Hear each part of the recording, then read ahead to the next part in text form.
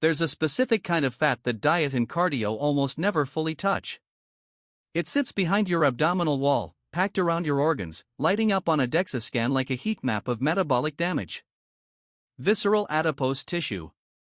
And there is exactly one FDA-approved peptide built specifically to go after it. That peptide is Tesamorelin, sold as Egrifta. It is the only compound in the entire GHRH class to hold a full regulatory approval, and its clinical signature is selective visceral fat reduction while largely sparing subcutaneous fat. Phase 3 trials clocked a 15 to 18% reduction in deep abdominal fat over 26 weeks.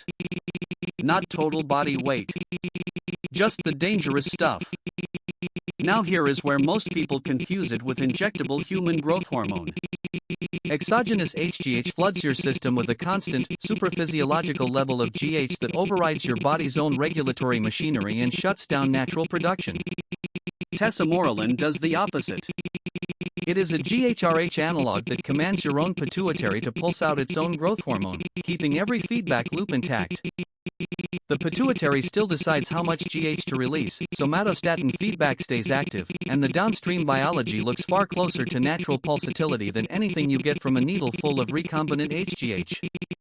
That distinction is not just philosophical. Pulsatile GH more effectively drives lipolysis in visceral fat while avoiding the sustained supraphysiological levels that crank up insulin resistance. The molecule itself deserves attention.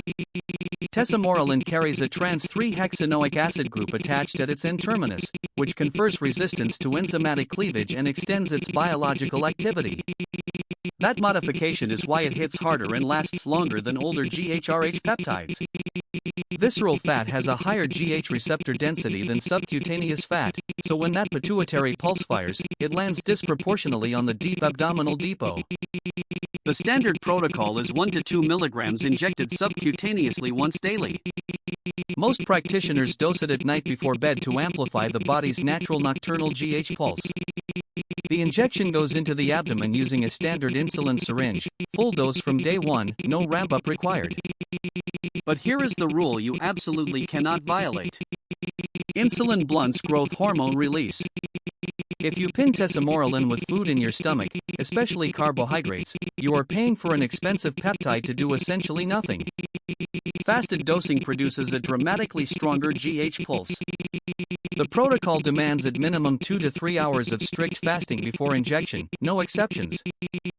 Now the friction.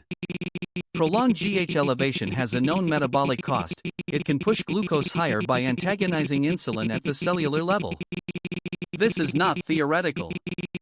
Fasting blood glucose and HbA1c need to be tracked at baseline and then at 3 to 6 month intervals throughout the cycle. A continuous glucose monitor during the first cycle gives you real-time data on whether your baseline is quietly creeping. Injection site reactions are also common. Localized redness, swelling, and discomfort at the injection site show up in a meaningful percentage of users and require daily rotation. Fluid retention and joint aches are the other two side effects most often reported in clinical literature. None of these are deal breakers, but they are not nothing either. Then there is the cost. Compounded tesamorelin runs roughly $400 to $800 per month. Brand name Egrifta can exceed $3,000 monthly without insurance coverage. And the visceral fat effect takes the full 26 weeks to fully accrue, so you are budgeting for a 6-month minimum commitment. This is not a casual experiment. So where does it actually sit in the modern stack? Tesamorelin is not a weight loss drug. It will not replace dieting or cardio. What it does is operate as a surgical endocrine tool for the final stage of body recomposition, specifically targeting the fat that is most strongly linked to cardiovascular disease, fatty liver, and systemic inflammation, the fat that everything else leaves behind.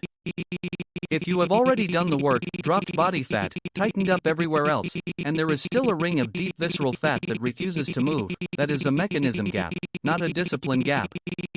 Tesamorelin is the tool built to close it. It demands fasting discipline, metabolic monitoring, and a serious budget. But for those willing to run it correctly, it is the most rigorously validated peptide in the entire biohacker toolkit.